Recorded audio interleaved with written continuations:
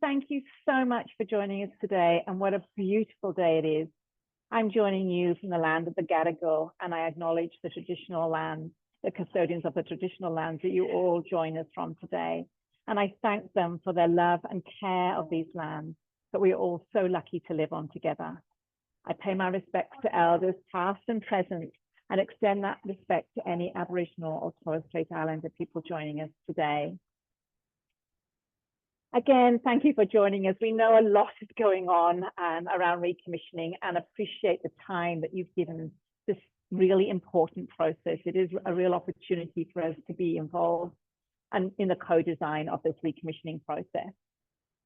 Today's session is really support the sector with further insights and understanding about the consultation to move TEI parenting programs to be evidence-based. Today, we will hear from Anthony and Amanda from DCJ about the thinking behind the move and some of the background to the chosen evidence-based program. We've allowed plenty of time for questions, so please hold these until the end of DCJ's presentation, where Lauren will facilitate that. And without further ado, I'd like to welcome Anthony and Amanda to run us through the draft specs for parenting programs in the TEI. Great. Thanks, Susan. Thanks, everybody, for the opportunity to meet with you again today. I know for those of you who have had these sector conversations with FAMS previously, we find them really productive and really helpful. So thank you, FAMS, for organising. For those of you that don't know me, my name is Anthony Shannon. I'm the Director for Early Intervention and Inclusion with Communities and Justice, and together with my colleague Amanda Jones, we, as Susan said, we want to talk to you about parenting programs and the information we've included in the new draft TEI program specifications. So initially, I'll talk a bit about our thinking and rationale in our kind of move down this kind of evidence-informed pathway approach, which we've taken in the TEI program. And Amanda will talk to you a bit more in detail around kind of how the kind of research was undertaken and kind of bringing this list of kind of parenting programs together. So the first thing I kind of want to emphasise is this is really a consultation phase we're in at the moment with the draft service specifications. So I know a lot of you would have attended sessions online or even in person where we've talked quite a bit about the new draft specifications, and this kind of specific information we're looking at in the parenting program space is really, again, looking at kind of using an evidence-informed practice approach to how the TEI program is delivered. And when I say evidence-informed practice, what we're really talking about is, looking and using kind of research evidence, where we can, ensuring that, practitioner expertise, the knowledge and skills that you bring to service delivery is included in that process, and also the voice of clients and the feedback from service users. So those kind of three components of evidence, the research evidence, practitioner expertise, and client voice, are really the kind of key evidence building blocks to our evidence-informed practice approach in the program. And you may have seen in some other parts of the program, we've kind of looked to bring in a lot of the research evidence. But really, this research evidence can really only tell us so much. A lot of it comes from overseas. A lot of it has not necessarily been tested in Australia or in, different kind of communities in which, you're all working. But some of that research evidence is really valuable in understanding kind of what has worked in communities and with families to deliver the outcomes, that we're looking for in the TEI program. But a lot of that research evidence needs to be kind of contextualized. So the way that, some of that evidence is implemented on the ground, how you kind of translate that evidence into practice is really critically important. And that's kind of where your practitioner expertise kind of really comes into play, and something that we're really kind of interested in hearing back from you around, in this parenting program space, how you're kind of delivering parenting programs, how you're delivering some of the evidence-based programs that we're kind of seeing on the screen here, and how they're kind of working in your kind of communities. What are the challenges and barriers? What's the cost implications? What's the kind of training and resource implications that you've had to kind of manage? How do you keep families engaged? Is this a good approach? All those types of issues are really kind of, what we want to hear from you in this kind of consultation phase. So it is a consultation phase. The specifications are draft. We want to gather all that feedback from the sector before we kind of come back to you with, the next, proposal of the way forward, particularly with this parenting programs approach. So we're really kind of asking people to kind of, I guess, take the time to think a bit more deeply around what you're delivering, kind of what the kind of evidence that we've provided kind of says, and reflect on whether you think, what you're doing is evidence informed. Is there a different way to do things? What are some of the kind of, as I mentioned, challenges and barriers that might come into play? Or is the evidence, if you think it's generally not, suited to your community and the families with which you're working, then, we want to hear that too, because that feedback is important. Because as I said, a lot of the kind of these parenting programs, they haven't been rigorously tested in Australia. Some of them have, but not all of them. And it's the kind of practitioner expertise and the feedback from families that you're working with that kind of helps us understand, some of the challenges that we might face if we kind of go down, this path. But look, this is not the specs, as I said, are draft. So it's currently a proposal that we have at the moment to kind of, use this list as, a very broad list. The list might change. We are asking people to submit programs they're delivering. As Lauren mentioned at the start, we know those organisations that have put, their own org or whatever it is in this list on the screen. We're really interested in hearing from you around kind of what kind of you're doing that you think is effective and the evidence behind that, because that's really helpful. That's kind of where building the local evidence base kind of really comes into play. That's kind of a bit of an introduction, really, I guess, around kind of some of our rationale, around kind of, why we're kind of going down this path. But look, this is a session where we do want to hear from you. So please feel free to ask questions, raise issues and concerns that you have. And we'll try and answer those and kind of talk through some of those issues. What I might do now is hand over to Amanda just to kind of give you a bit more kind of technical information, if you like, around kind of the research that kind of brought this list together. Hi, everyone. My name is Amanda Jones. I'm the acting co-manager of the Evidence and Strategy Early Intervention team. It's a pleasure to meet you all and have this opportunity to speak to you a bit about our evidence-informed parenting list that we're working on. So I just wanted to give you a little bit of background on how we developed this list, and then we can go forward to questions and answers. So when developing our list of evidence-informed parenting programs, what we did is we first looked at our evidence reviews on the DCJ evidence portal, so the Preventing Child Maltreatment Evidence Review and the Reducing Child Harm and Maltreatment Evidence Review, and a 2017 evidence review that had been conducted by the Parenting Research Center. So there were very rigorous and specific technical specifications that were used when undertaking these reviews. And as a result, we realized that there could be other evidence-informed parenting programs that may not have necessarily been included on those reviews, but could be relevant to TEI service provision. So what we did as a result is we worked with our colleagues in commissioning and planning to develop a list of all parenting programs that were being delivered in the districts. And from this list, we worked with our research colleagues in FACSIA to determine if any of these other programs had any evidence base to support them. If the answer was yes, then they were added to our list. So that brings me to my next point. I'd like to also discuss a bit the different categories on the list, because I know we've received some questions in our inbox around some confusion around if there are programs on the list, can it be delivered? And the answer is yes, as it currently stands, that was the intention. The reason we've divided them up into categories is to reflect the level of evidence behind the program. So for an example, we have the evidence-informed parenting program section. Then we have an additional parenting programs that were identified with some available research evidence, Aboriginal specific parenting programs that were evidence-informed, and Aboriginal specific parenting programs with some available research evidence. So for an example, all of the programs on the evidence-informed section were taken from our evidence reviews on the portal, and they represent programs that have been rigorously evaluated to determine their effectiveness. So for an example, if you're interested, there's a document on our evidence portal that you can have a look at that sets out all the technical specifications. But generally speaking, if a program was on one of these, it means they had a systematic review with or without meta-analysis, randomized control trial, quasi-experimental designs, or dismantling studies. So for the 27 evidence review from PRC, that's not on that portal. Parenting programs were added to their review if they were part of a randomized control trial, and it was found that they were effective for improving child outcomes at least 6 months after participating in the program.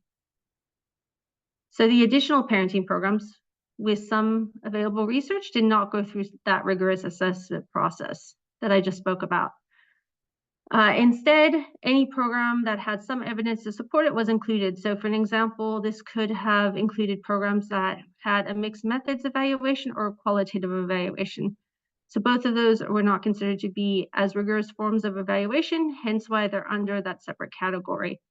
And by taking that approach, we were attempting to create a list that was more encompassing to allow for more diversity of programs rather than just that smaller category with the really rigorous evidence. And again, anything that's on that list can be delivered currently. As Anthony mentioned, we're currently refining the list or looking to refine the list further. We're really wanting to hear from you if you are delivering a really great parenting program that's not already on that list, or you know of one that's really great that's not on the list, please let us know before the 27th of September. And provide any evidence or provide any documents that support evidence of research. And we'll work with our FACSIA colleagues to go through them and determine if they. So thank you. That's just a quick overview of everything. I don't know if you want to move to questions and answers now. Thanks so much, Amanda. That was really helpful. I know that one of the questions that we've heard a lot here at FAMS has been not being able to find their particular program, and often that's because they had thought that it had to be on that initial list and that one following was not inclusive. So that's really helpful. I'll throw it out to the sector now. I just invite you, if you've got a question for Amanda or Anthony about parenting programs and the recommissioning process, if you just want to pop your hand up, or if you are in a position where speaking is a bit tricky at the moment, please feel free to pop it in the chat and I'll make sure that we get to that as well. Did anyone want to start us off with questions?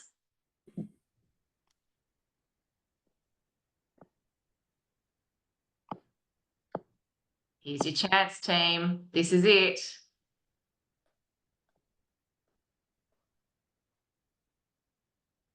Karen, go for it. I know that you've got to get out of here early, so please go ahead with your question. Yeah, I guess my question is more of a reflection. So we've got a smaller population in the regional towns where we're mostly working, Upper Blue Mountains and Lithgow, and we find more success in delivering parenting education programs one-to-one. We have a number of families that are mandated by DCJ to come to parenting programs, and that doesn't work in a group program because they're usually not wanting to be there. So we opt to do those families one-on-one, and there's a limited amount of families interested in parenting programs and a number of providers in this area. So my question is around numbers, and our current group has 6 families, but probably 4 regular attendees. We don't have the volume of families up here that you would find down in the plains. So does that negatively impact on our contractual deliverables? Yeah, it's a good question, and something I think is really kind of worth unpacking. We've had some similar kind of questions and comments from people around I guess the kind of model that they're delivering, which they're calling their parenting program. And I think it's probably worth kind of unpacking a bit to think about, kind of when you're saying you're delivering one-on-one support, is it actually really a parenting program, or is it actually really family capacity building you're delivering?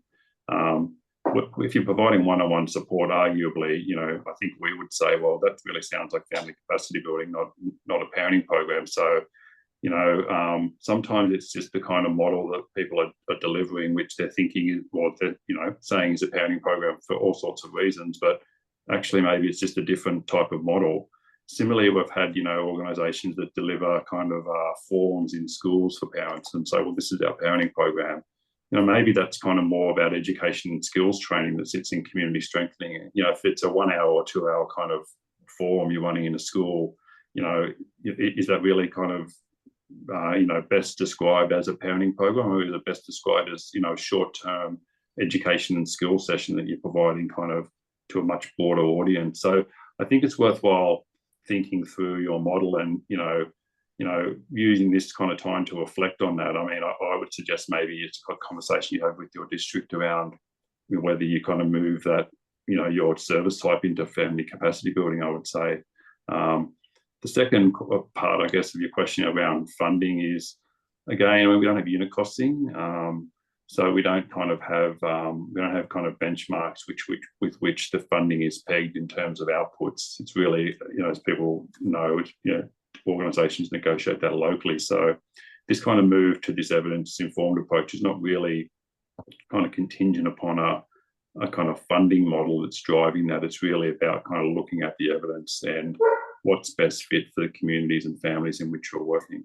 Can I just build on that, Anthony? I'm curious to know, because I think, Karen, you raise a really interesting point. It's like, what is the kind of differentiating point between a parenting program where you would have that kind of peer role modeling, group work element to it, and then delivering an evidence-based model in a one-on-one context? And so is what you're sort of saying, Anthony, that if it's a parenting program, it's really about making sure that you're engaging with that kind of community building, role modeling component to it, and the family capacity building could very well take from those same evidence-based programs if you're wanting to have a manualised intervention, but it doesn't have that same community connection component to it, so it is a little bit different?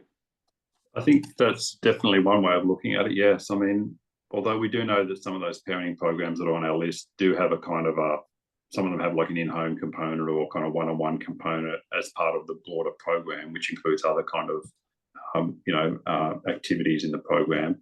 But yeah, I think, you know, broadly speaking, we had another example out in Western New South Wales where I had a similar conversation, in a forum as well, where, you know, an organisation was providing kind of one-on-one support to a family in their home, like on an ongoing basis, but it was one-on-one. And again, we had a similar conversation around, well, that really sounds a bit more like family capacity building as opposed to a parenting program.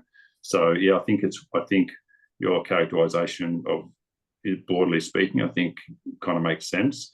But look, you know, I think there's always it's not a black and white conversation. I think it's good to have that reflection and think through and hear from other people around what they're delivering and thinking, you know, how they conceptualize, their models of service delivery.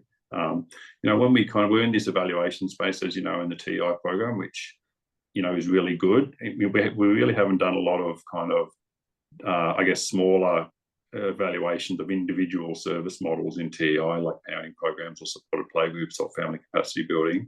But, you know, if we get to a point where we start to do that, we really, you know, this is kind of where it actually becomes really critical to be comparing apples to apples and service models that are kind of considered parenting programs, you know, and the outcomes that they're looking at delivering, as opposed to, you know, family capacity building, which kind of tends to be more intensive kind of work, and the outcomes that are looking to be delivered through that.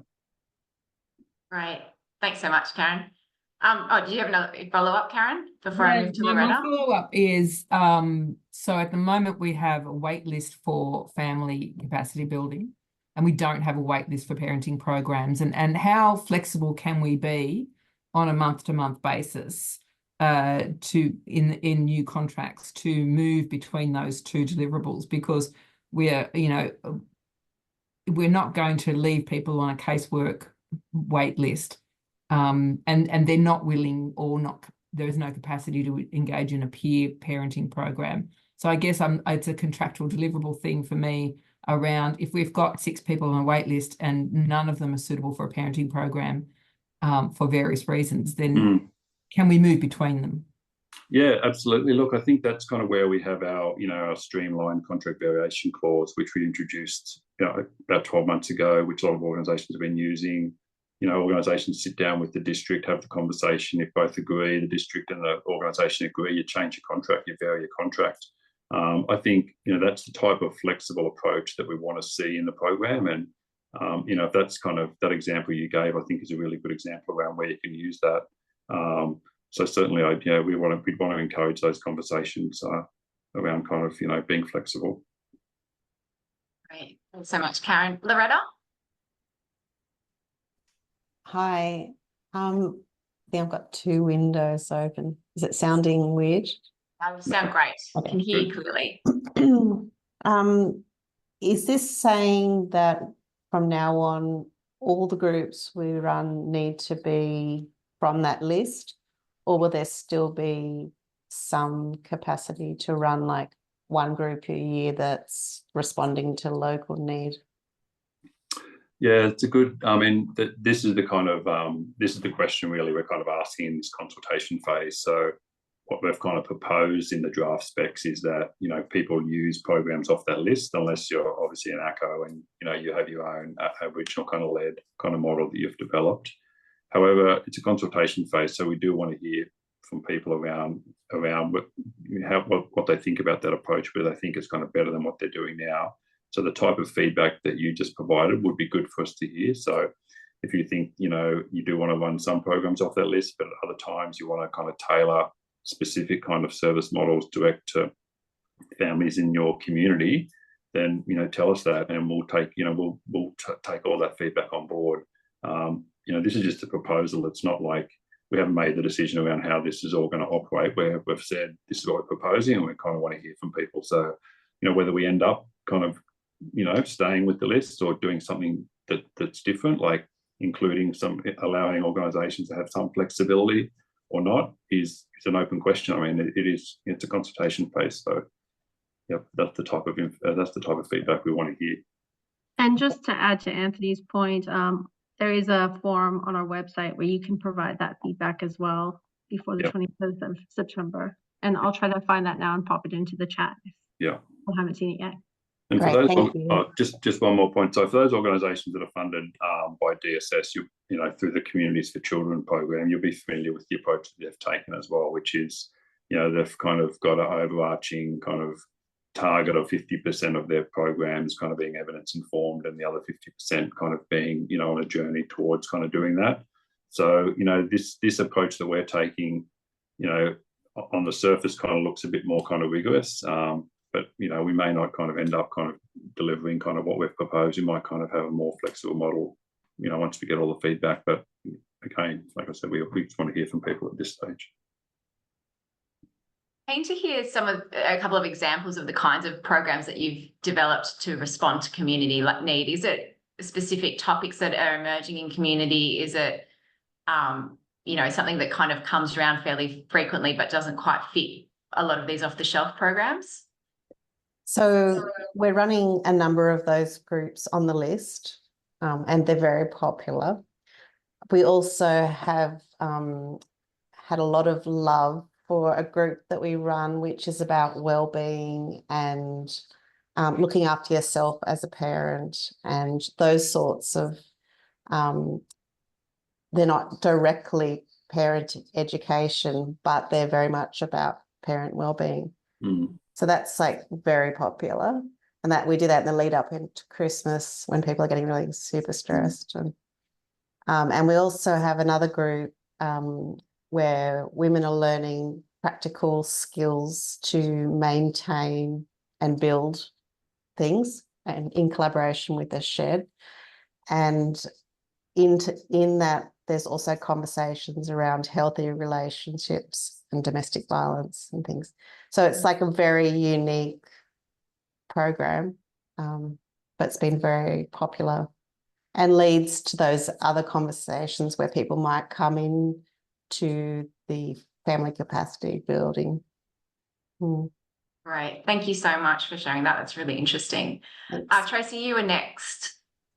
Hi, I just got a question in regarding to when you're collaborating with other services. So an example would be Creative Communities Concepts come out here and run their Parenting Through Sport program.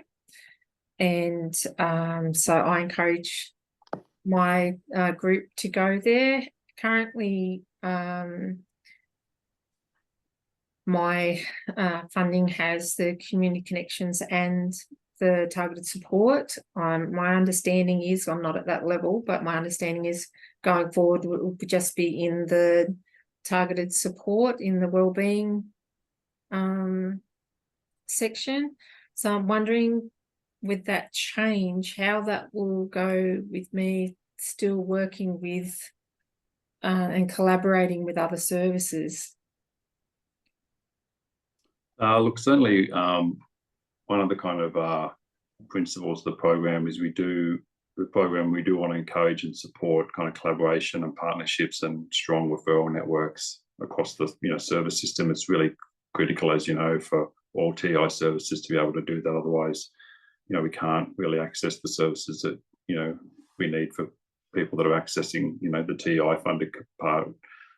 So there's nothing really in the specifications which kind of limit your ability to kind of do that. In fact, I'd probably say we've kind of probably strengthened that kind of kind of expectation and principle.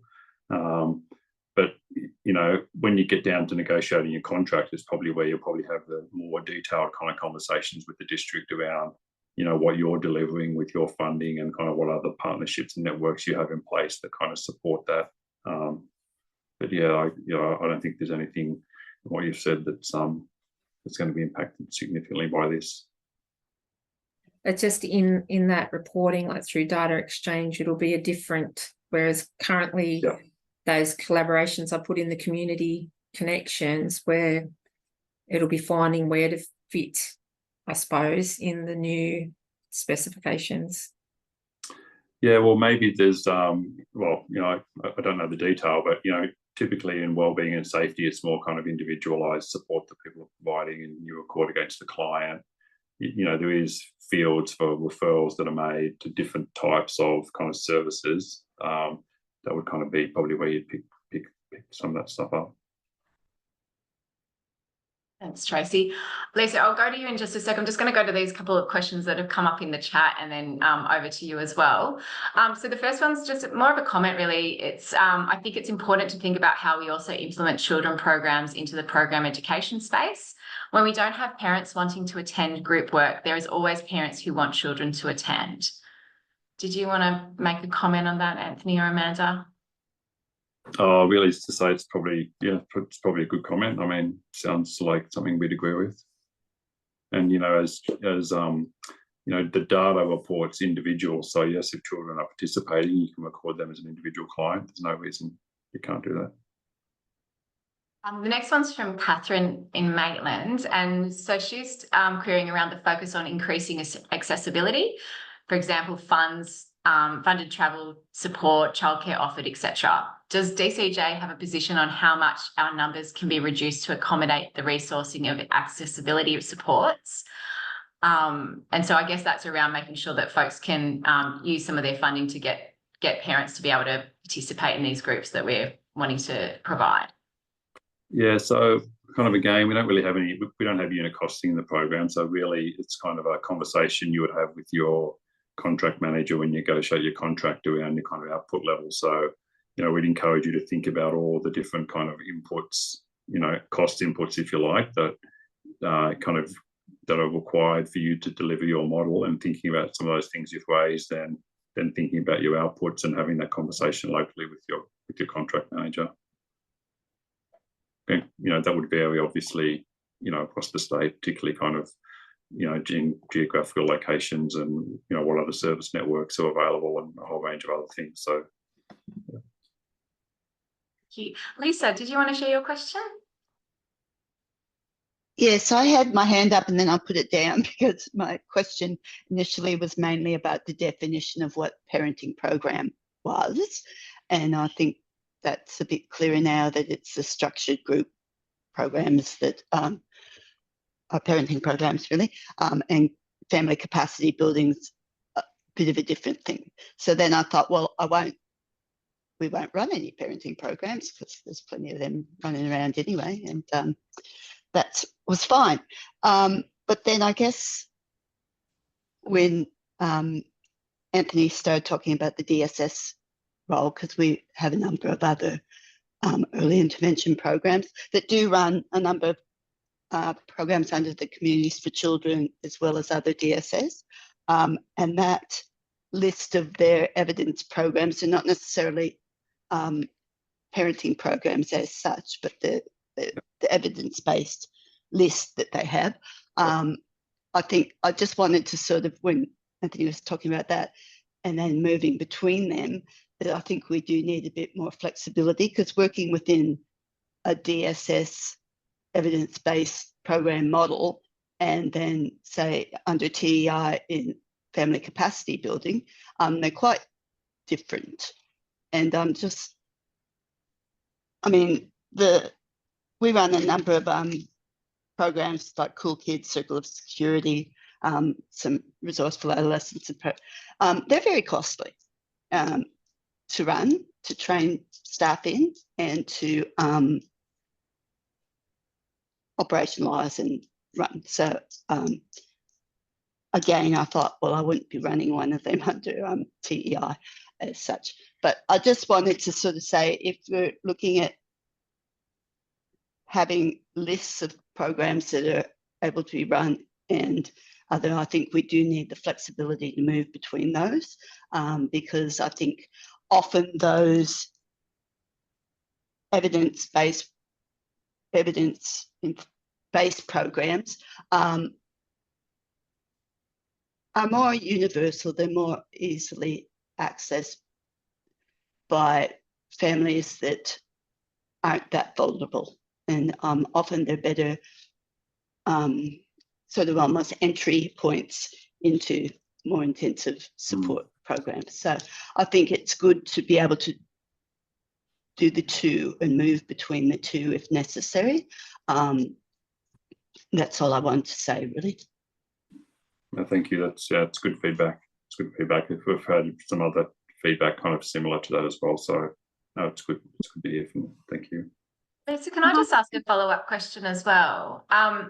You were saying before that the cost of delivering some of these programs is more, and I'd be curious to know, does it continue to be more in terms of, I don't know, the resourcing that goes into delivering it once you've got your staff trained, or is some have manuals and sources that you have to keep purchasing in an ongoing way. Some of them, it's the initial staff training, but staff sort of move between them. So if you don't keep your staff for very long, that could be an ongoing cost as well. So yeah, they're quite costly, and funding under TEI is less than other programs. So that's all I was listing, that they are costly. Thanks, Lisa. That's really helpful to hear. I think we've got Mox. I'm sure that's not your actual name. No, sorry, it's Tatiana from Mox. I just heard Karen, who I work with in the Blue Mountains, and Lisa making reference to the definition of parenting programs. In the draft specifications and the old specifications, it does include, I will put this up online in the portal for feedback, but it does say that parenting programs are structured and delivered in a group or one-to-one setting. Yeah. So that's something from following on from Anthony's definition that needs looking at, because that's confusing. If in that definition of parenting program, it says you can do one-to-one. And I guess what I'm hearing people say, which makes a lot of sense, is that that movement between casework and family capacity and then the education. In Brighter Futures, there used to be a role, I don't know if you remember, of an educator that would go into, so a person would go into home, and then you do psychoeducation, which is really effective. So I'm hearing that that's what people are wanting to be able to do, is that pair that work together. But of course, in terms of numbers, they can only count that family once, I guess, because you provide, or would you count that family twice if you listed it under parenting programs and capacity building? You'd only have the one family. I suppose you could record different sessions, but that's what I'm hearing, that maybe that one-on-one was in there for a reason. Yeah, so there's a few things probably to kind of talk about. So yes, and partly it's timing. So when we drafted the specs, that's kind of the way we describe parenting programs, and then we've kind of come out with this list, a month or so later.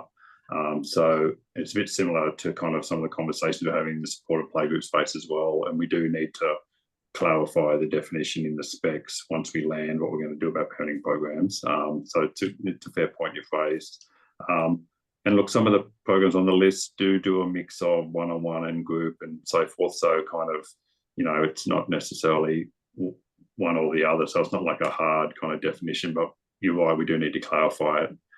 But your other point you made in the kind of conversation we had earlier, that kind of flexibility that you talked about is something certainly that we certainly want to encourage. So families getting one-on-one support, getting some kind of education and skills, moving back and forth between those two things. There's nothing in the program to kind of stop that happening. You're right, it's one client, but they're just recorded under different sessions, under different service types. So, yeah, and that's actually more useful information anyway, because we're actually picking up the data that says what you're actually doing with that family. You're doing one-on-one support under family capacity building, so many sessions, so, and then they're participating in a parenting program as well. So, the data does tell that story and it links to the one client, so that's helpful. There's no kind of reason that we shouldn't be doing that.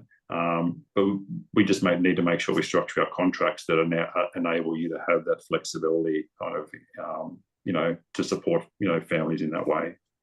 Thank you. Thank you. Tatiana, I think you raise an interesting point. It kind of made me remember that when I was delivering parenting programs, sometimes you might have a parent come into a parenting program and then for whatever reason, you can see that actually being in the group is actually really overwhelming. And so then you pull them out and do some one-on-one, and then you might get them back into the group setting to have that social and connecting needs met and a reinforcement of that same knowledge and learning. So, because they're often meeting multiple needs, aren't they? It's about the kind of content, there's also the behavior change part, there's about the kind of role modeling, and there's also the normalizing of really challenging experiences. And all of these things are getting met in different ways.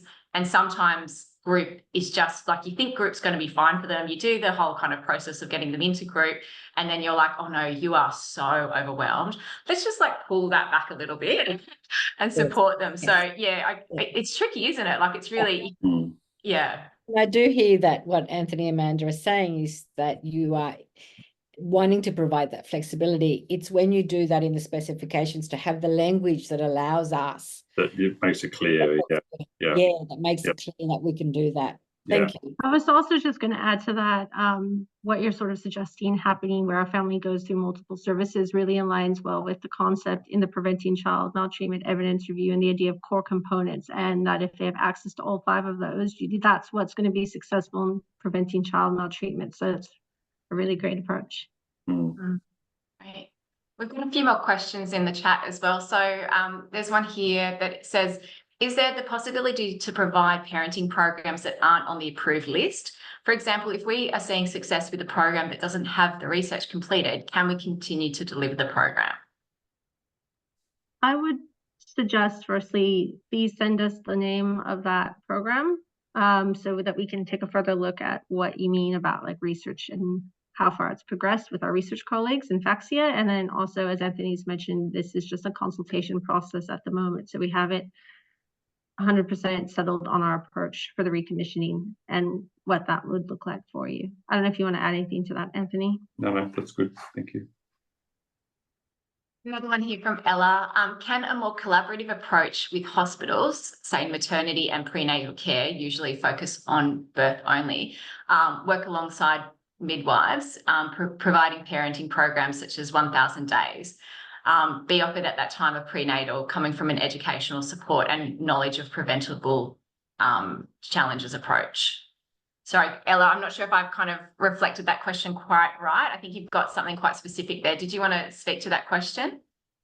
Yeah, so it was kind of hard to write that idea. I often found, and being a mom of 3 and working in this field, that when I already had the children, then just later that got exposed, to circle of security, because I was in some ways struggling, I instantly felt awfully so much guilt and wanted to understand why this wasn't offered before, so through my work, then I tend to ask parents a lot when I provide, when I deliver the courses.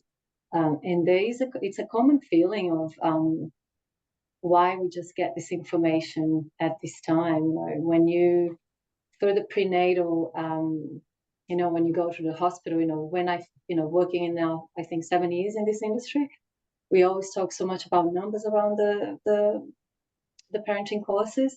And I mean, you would have consistent numbers if you were to work alongside with the prenatal care, because at some point the women discharge the GP and start engaging with the hospital in the maternity. And if you're talking about, like, if we're bringing up big kids 1,000 days, we should be speaking with pregnant women, because the whole evidence there shows from conception. And we are only talking with these families after 2, or when the child is 2 years old. So we're really missing a big part of those in conception. You know, there is a lot already happening for that child. And understanding, you know, like, who are these women? If they're young, you know, and the other trauma sometimes that are already the moms, or trying to understand if there's DV. So when I work with families that they tell me they've been living a 20-year relationship, they have 4 children, we are really missing, like, these women are entering through New South Wales Health, and we are missing, like, I don't know how we're screening, how we're asking the questions, but it's really concerning that, you know, after 20 years, there's 4 children there, and you can see the damage of the family domestic violence in the 4 children, development delay, and I'm talking now as an example, and they are teenagers now, with lots of, development delays, you name it, more sexual abuse happening in the family. So I think it is, to me, it is getting, and it's known that, like, how parents are very stressed, you know, they have all these children with several appointments. So we kind of need to find a one-stop shop here in some ways. And I think the maternity, and coming from a more preventable approach, I think the early intervention, it's not early enough. And I guess my next point is that, and other things that I have asked parents, is that they find by the time they do the program, the parenting course, they feel judged. They come from a failure. They feel they're coming from failure. And if we're talking to these parents from the beginning, from conception, from prenatal, I mean, you're coming from more learning, you know, they're more open to learn, and you know, they want to learn what's coming, because, you know, you've never been a parent until you are one. So I guess that part of the prenatal is very much focused on the physiological side of the baby or the mom around breastfeeding, but not about parenting. And I think it's time to bring that to, and when I have some midwives, and when you talk about New South Wales Health, when I have this conversation, everyone goes, oh, New South Wales Health is so complicated, you know, it's so, it's hard to get in there, you know, and I think it's important to consider the parenting element, because that's what they're about to be. You know. I guess that's my point. Yeah. Thank you. Thank you. It's a good point. I was just going to say a quick point about the prenatal programs. There are some evidence-informed prenatal programs, or that reference prenatal care, on our list. So maybe, I don't know if you've had a chance to look at the draft list yet, but there is some reference to programs that might be applicable in some of those other contexts you were raising. But yes, thank you. It's a good point. I'll just go through the chat and then come back to you, Tatiana. It seems that some folks have been raising the concerns around the budget impacts of running programs. So resources including food costing, being able to hire venues for large groups, and having at least 2 staff facilitating to be able to ensure that they've got that kind of duty of care, and being able to have one person maintaining the kind of mental well-being of the group, while the other might be doing the delivery aspect and going backwards and forwards. And Kim here is also raising concerns around budget for staff training. So that is something that we've heard quite a bit from the sector, that because of the high cost of many of these programs and the need to then retrain as people move on, the impacts can be quite significant, particularly for your small to medium organisations that just don't have the volume to kind of hold that. So yeah, just curious to hear your reflection on that, Anthony and Amanda. Yeah, it's a good point. I mean, I think we need to be mindful that some of the programs on the list, have more cost implications for training and kind of resource implications, as kind of mentioned earlier. So I think, organisations need to kind of think about that when they provide their feedback, kind of what your budget, what funding you receive through TI, and what the kind of, the likelihood or realistic kind of expectation of delivering, those programs is. On the other hand, though, as we can see from the first kind of Menti kind of exercise, it looks like there's quite a number of organisations already delivering a number of programs off the list anyway. So it would be good to hear more from those organisations around how they kind of manage, those kind of cost implications, and particularly the workforce turning over. I mean, introducing this list, the whole issue around kind of training workforce and turning over is not, it's not it's something that's kind of been happening already. So introducing a list, if we make it mandatory, if that's kind of where we go, obviously that's going to have an impact. So it's something we certainly need to think of, in the feedback we're getting and kind of where we end up. But it'd be good to hear from organisations that are kind of managing those issues now, how they manage that. And look, it is, to be honest, it's a challenge across the whole of the sector, not just in parenting programs, across a lot, several of our other kind of TI kind of models around, training and retaining staff is an issue. Thank you. Kim just raises another interesting point here, and this is really about the saturation of particular programs. So we can see on the Menti that, Circle of Security, Triple P, Bringing Up Great Kids are all really popular. And she just raises the concern of potentially, without some strategy or mapping around this, that potentially everybody could get themselves trained up in the one program. And I know from experience that parents often try a few different programs. They'll give Triple P a go and then go, okay, well, I've got a few bits from here, but things haven't quite resolved in my family, so I'll go and try this program. Yeah. And I guess the concern is that we could potentially have a saturation of one type of program and not the diversity that in programs that has come from when organisations have been delivering their own self-developed ones. Is there any plans for any sort of mapping or strategy around how we could support organisations to not all get trained in the same thing? Well, that's really what this kind of local planning and recommissioning phase partly will aim to do. So the local planning that everybody's been participating in, kind of the recommissioning work the districts are doing around kind of understanding, what we're funding in the service system, what else is being delivered in the service system by the Commonwealth and other government departments, local council, philanthropy. So kind of that kind of mapping and understanding of kind of all the different components is kind of what's kind of happening now in the local planning and recommissioning. When we get to renegotiating contracts, districts will kind of bring, that kind of information into the conversation. So, arguably, exactly we don't want to be funding the same thing in the same location. We want kind of the diversity and flexibility.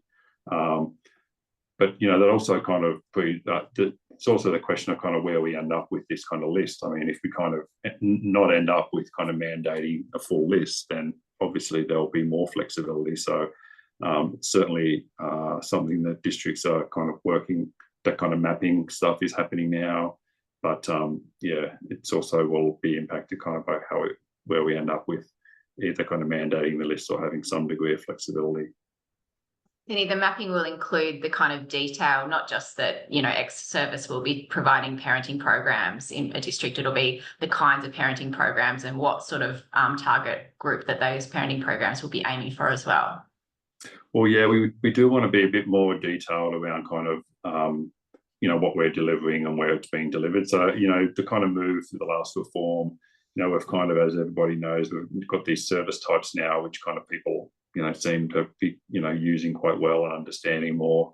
But, some of the service types in our contracts, maybe there is an opportunity for us to be more detailed, but certainly kind of like understanding, what's being delivered and where it's being delivered and who it's supporting is really the kind of the critical thing that we've been pushing through this recommissioning, locally, because we don't want, some of our recommissioning principles, some of the key things we want to address in this recommissioning is ensuring that there's no duplication, that we're delivering services kind of where they're needed with who needs them, and kind of targeting our resources to those client cohorts that, where it's needed the most. So that kind of, those high level principles are really kind of driving some of that kind of thinking that, you know, you're just talking about, and ensuring we're, you know, not duplicating, and we know kind of what's being delivered on the ground with the funding that we're investing in services.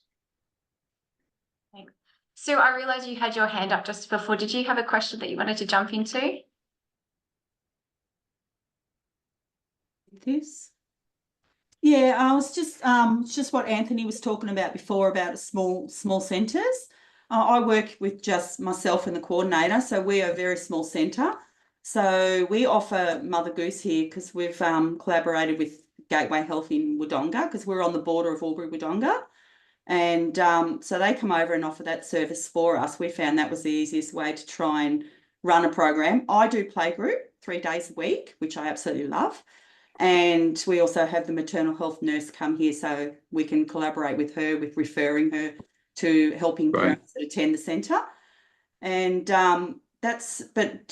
we've had a couple other programs run through Gateway where they've come in and done the dads tuning into kids earlier in the year, and that was quite successful. We had 8 fathers attend over, I think it was 6 weeks. And so we try to offer programs with them, but coming from a small service and a small centre, for us to fund it ourselves, it's just virtually impossible. So we do the collaboration with Gateway and try and get them to run the programs for us. We found that's the only ways we can run that, because I'm sort of paid for the playgroup and helping, because we run a lot of programs here, not just, we have 0 to 85-year-olds. So I know we're targeting the children, and that's what we're here for with the TEI reform. But yeah, it's just hard because we try, and what they were talking before with maternal health, that is so important, because targeting the children from such a young age, I usually can pick up, because I have 0 to 5-year-olds at playgroup, so we can pick up if there's any delays in their learning and how we feel that their behaviour is, if the parents need help. So I'm always like a soft entry referral, not being a professional in those fields, but being a parent of 3 grown-up children, I sort of just go on my own personal experience. So I just wanted to say that, coming from a small centre and small resources, how, you know, to try and how are we going to implement a lot of these changes within our own centre.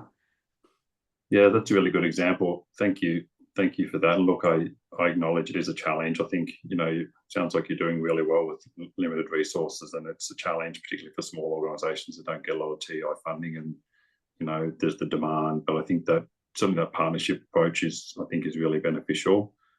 Look, we do need to, you know, consider the sustainability of the system. I mean, you know, we kind of introducing this evidence-informed kind of work in the program is kind of meant to, you know, keep us all kind of moving along this journey of, you know, implementing kind of models that we know are, you know, arguably going to be more effective. But we do need to kind of take on board the fact that there's been no new funding in the program for over 10 years. And, you know, a lot of organisations have small contracts, and, you know, we don't want to, you know, unintentionally set up a system that's going to put undue kind of stress on organisations by kind of going down this approach. So certainly the sustainability, the financial sustainability of the program and the services as well is kind of will come into our thinking in kind of where we land with this as well. Yeah, no worries. Thank you. I was also just going to add really quickly, dads tuning into kids is on the list of evidence-informed parenting programs. So if you're already delivering that, then in theory, you would already be compliant with that requirement. Yeah, no worries. Sarah, I'll throw to you in just a second. I just got Kerry's question a little bit further up in the chat. So Kerry says that Ella's conversation is exactly what the new foundational supports planning that is in development with the DSS and NDIS is looking at. Linking together across jurisdictions is what we need to get in place. We need services to have a preventative and supportive role, as well as which Ella is also referring to. How might the recommissioning support this?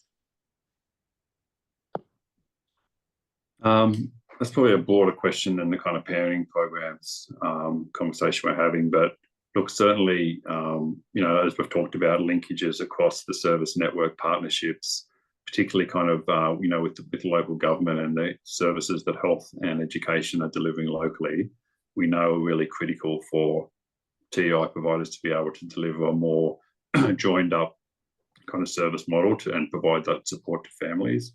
Yeah, a lot of those conversations are kind of done locally. Our districts as well, in particular, kind of, as you know, kind of do work, locally with some of our other government colleagues. But I think it's fair to say that there's kind of more work that we can do in that space to try and, facilitate that more.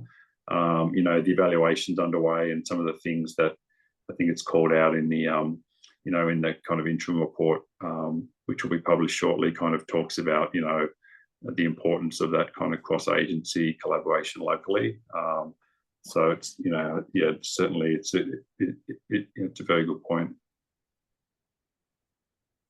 Sarah, do you want to go ahead with your question?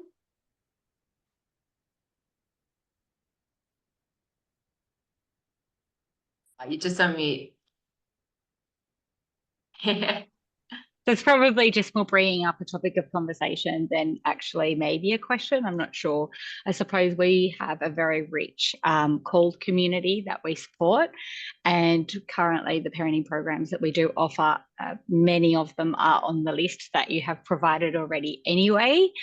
But I did take the opportunity after catching up with Amanda briefly last week to talk to our family workers that deliver those programs in their language, and just sort of say, how are you going with these evidence programs, and what do you need to do to make sure you're getting the outcomes for these families, but using probably programs more so based in Western ideologies, I suppose, even. I don't know how to frame that perfectly, that sits in that space. So I suppose I do have one question based around this is, you've obviously done quite a big review and a rigorous review around the parenting programs that do exist. Have you found anything that sits in countries that don't come from that Western background? So maybe, are there parenting programs in China that exist that maybe we could be using here, or from Korea as an example? That's just a question. Is there anything there that we could then support our multicultural communities with? Maybe there's something on there, so it'd be good to hear. I admittedly haven't read everything perfectly just yet. I'm very new in my role, so I'm still working on that. And just some comments, I suppose, or things that our facilitators have to do to support quality outcomes for our families, is that sometimes there's some fundamental sort of teaching that's additional to what's provided in the parenting program. And what I mean by that, it might be just language around emotions, and certain cultures not having that sort of language base around that sort of particularly. So there's that, and there's also the framing of the skills in this, or the education pieces in this, that it also needs to be framed within different social and cultural constructs that already exist, and sort of it's technical, right, to pull it all apart and to be able to still deliver an evidence-based program. I did love that when I asked one of our family workers, so how do you do it, and her response was, well, you can't change the program. And I was like, oh, that's great. But what we can do is provide these additional things to go alongside the program. Anyway, just some thoughts on it, starting the conversation. I'd be happy to hear from how other people are doing it, or from you guys. Yeah, I'll let them answer the question about whether there's programs, the kind of country of origin, some of the programs. But just your point, the point you made, your example, I think was really a really good example of the kind of practitioner expertise kind of evidence that, I kind of talked about earlier, using the evidence, using the research kind of evidence-based program, but the way that that's kind of implemented, with the community with which you're working, I think is really important and really critical. And that's the practitioner expertise evidence that is really vital. And so, it sounds like that's the type of thing that we want to see in the program. So that's really good. Yeah, we're very lucky that we've got two family workers, one that speaks Korean and one that speaks Mandarin, so we can run our programs now.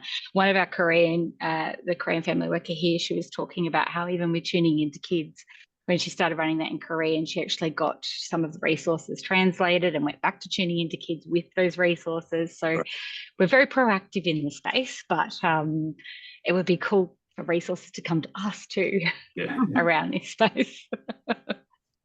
I Thanks. was just going to say, yes, thank you, Sarah, for giving that as an example. It's really great to hear about how you've been able to use evidence-informed programs, make them work really well for CALD communities while staying true to the fidelity of the model. So that's really interesting and good feedback to get. In terms of how we've comprised our list and the evidence reviews, I'd have to go through the technical specifications in more detail to understand exactly how they came, how in the evidence reviews they identified those programs. My understanding is they didn't necessarily look for country-specific programs. It's just that they looked through the evidence scan to see what programs met those criteria in terms of like the QEDs and the RCTs and that kind of thing. I would suspect there'd probably be less programs on that list from developed in other countries, only because they probably wouldn't have been done in English and they wouldn't have been caught by that evidence review. But I can definitely double check. One of the other things we're looking at trying to do with that list is seeing where these programs have been implemented successfully. So have they been implemented in multiple countries, or have they only been implemented in the US? Because like Anthony said, a lot of the evidence is coming out of the US rather than necessarily Australia. Yeah. So that might also give us a better idea as well, if they've been in multiple countries. But yeah, sorry, I wouldn't be able to say definitively. No, that's okay. I think we're really, really fortunate that we have such wonderful practitioners here that have that skill set. So, yeah, I just wanted to make that point, really. I don't know how widespread, I don't know. They're just so good, that's all. Just it's hard to find. Good. So, yeah, thanks. Great resource. Thanks, Sarah. We've just got one more question in the chat, and then I think we might have answered all our questions for today. So if you do have one kind of burning that you've been holding on to, now's your chance to pop your hand up. The final question that we've got in the chat is one of the costs associated with programs is the supervision needed post-training to ensure that we maintain the quality and capacity building aspects of our staff. It would be great to find ways to work together to support fidelity.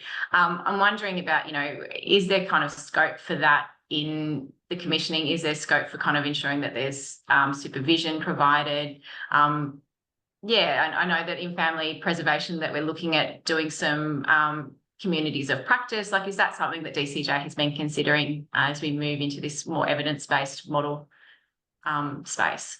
Yeah, it's a good question. I think kind of supporting this kind of the translation of evidence into practice and this kind of move towards evidence-informed work, is important. I think, we haven't really done a lot of it to date. We have had some trials of some communities of practice up in Newcastle and in Western Sydney around some of our preventing child maltreatment evidence in community capacity build, the family capacity building space. But I think certainly we'd be open to more conversations around what the sector needs to support that.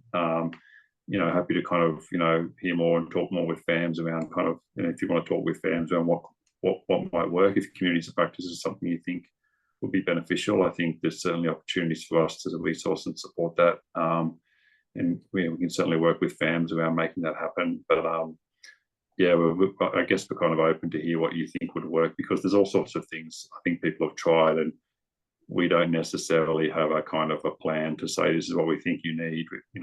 Anything you think you need, we're kind of open to listening to and trying. I mean, this whole kind of continuous improvement approach, which we've kind of tried to also kind of push throughout the program, I think is really useful in this space. So we're open to that. So please let us know. Great. And so that kind of feedback can be provided in people's response to the draft. Specs. Yeah, great. Thank you. I did miss one question. Thanks, Lisa, for drawing my attention to it up the line there. We had one question from Catherine saying, we're currently facilitating planning meetings for parenting programs delivery in our region to ensure a spread of options for families based on current requests to service. We do this, though, without any support funding, simply because there is a need. Is the community connector role possibly going to take this on? I'm not sure what the community connector role is. I'm not sure. Catherine, do you want to jump in and speak to your question?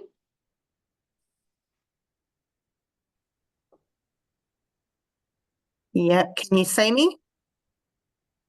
No, we can. Oh, yeah. Oh, there you are. Yep. Hello. Sorry. I'm homesick today, so you get the glam version.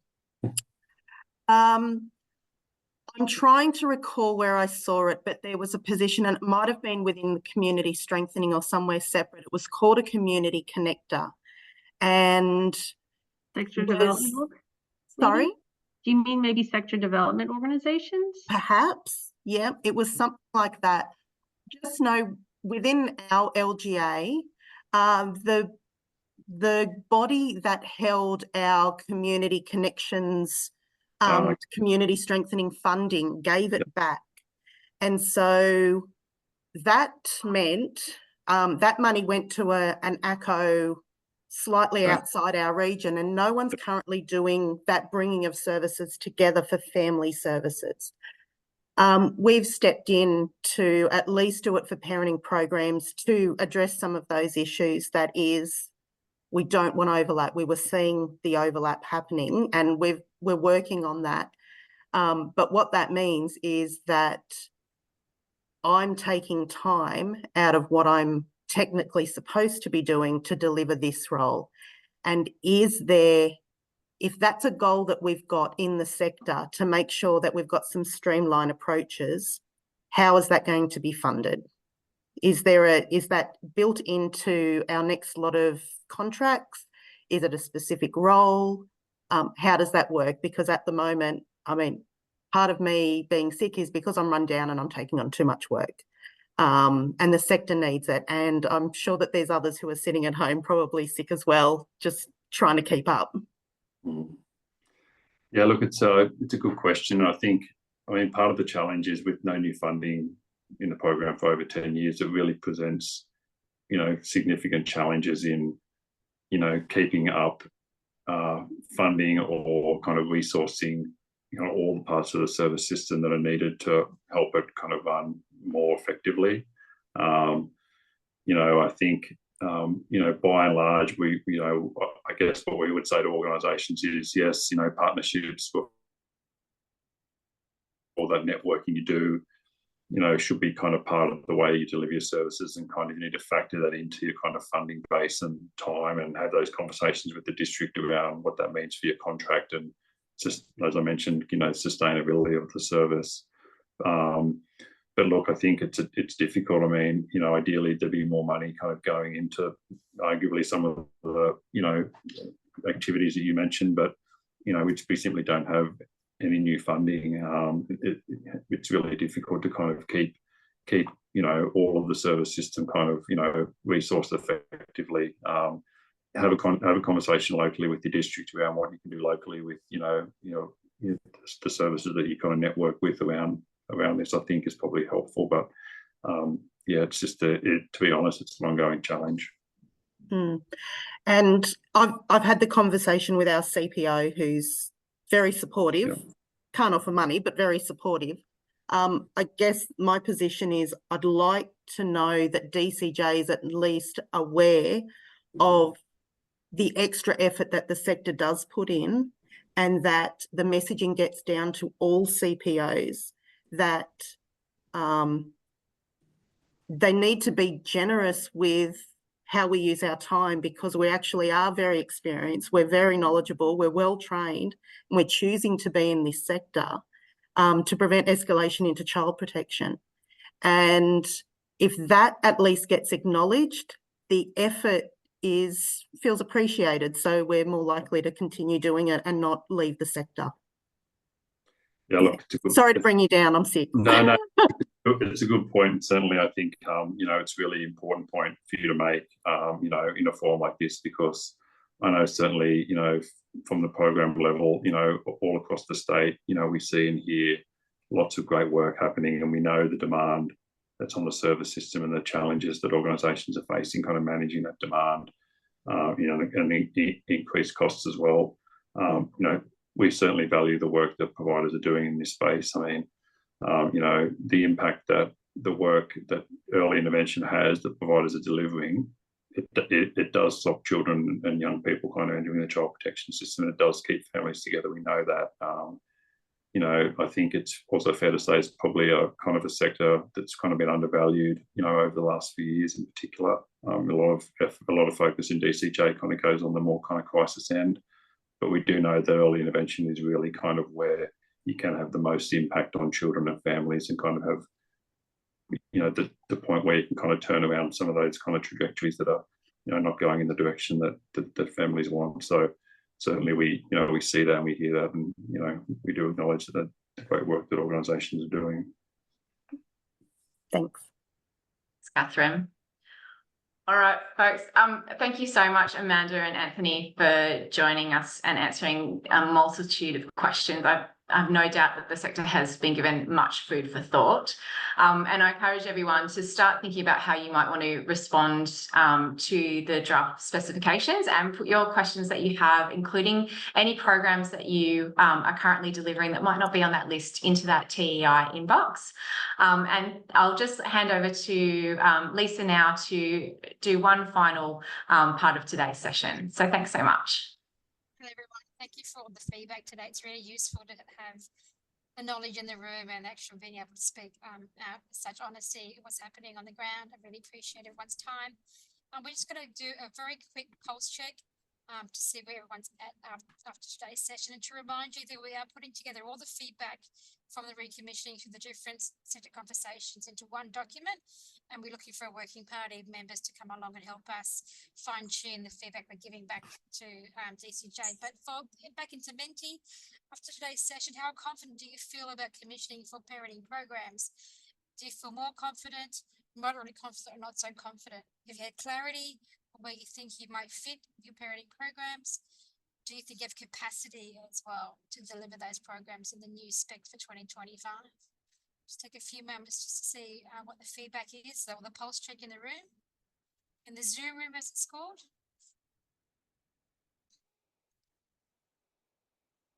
And I guess we're getting the feeling that there's moderately confident, because again, it may go back to actually the capacity of organisations and resourcing to actually deliver those programs. And that is actually a fair point under the current circumstances. But it does look like moderately confident may be winning at the moment. So I just might wait a few more moments just to give some more time to pop into Menti. Again, you've got the code there, it's at the top, or you have your QR code potentially on your display, whether it's your phone or whether it's your desktop. Recognising we have lost a few members as they've had to go back to their obviously very busy workplaces. And again, I'd like to acknowledge and thank Amanda and Anthony for being in the room today, spending so much time and talking with such generosity.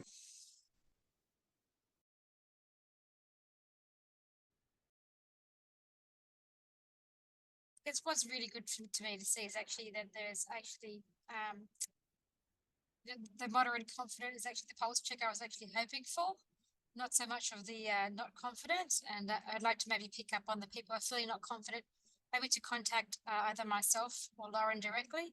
We can have a conversation about where the lack of confidence is coming from.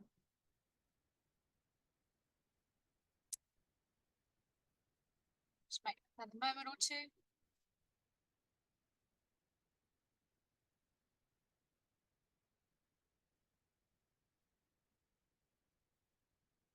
Okay, looks like our Menti has slowed down to a stop.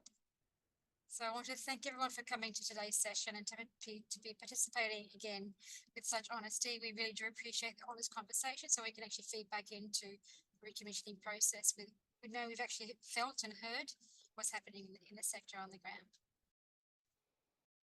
Thanks, Lisa. And I join everyone in the FAMS team thanking you again for giving your time. We know it's a very, very busy time in recommissioning. And FAMS is here to support you, and we are on the ball in terms of advocating, Anthony knows that, for increased funding in early intervention and prevention, and it certainly will be part of our budget and election ask going forward. So we hear you, and we know we need more funding in early intervention and prevention. So have a safe journey home, anyone who is not in the office or on their way home this evening, and we look forward to seeing you at our next sector conversation.